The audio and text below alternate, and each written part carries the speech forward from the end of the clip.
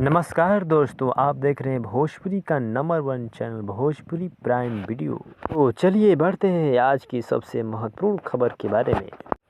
रितेश पांडे की फिल्म जीत का ट्रेलर 2 दिसंबर यानी कल सुबह 7 बजे आ रहा है आप सभी के बीच, तो आप लोग हो जाइए तैयार।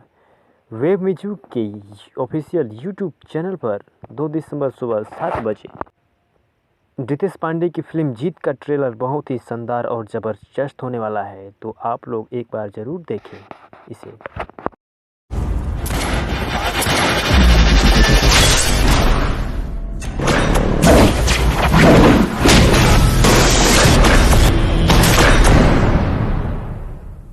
जो लोग हमारे चैनल पर पहली बार आए हैं वो चैनल को सब्सक्राइब जरूर कर दें, और वीडियो कैसा लगा हमें कमेंट बॉक्स में ज़रूर बताएं, और ज़्यादा से ज़्यादा लाइक शेयर कमेंट और सब्सक्राइब करना ना भूलें।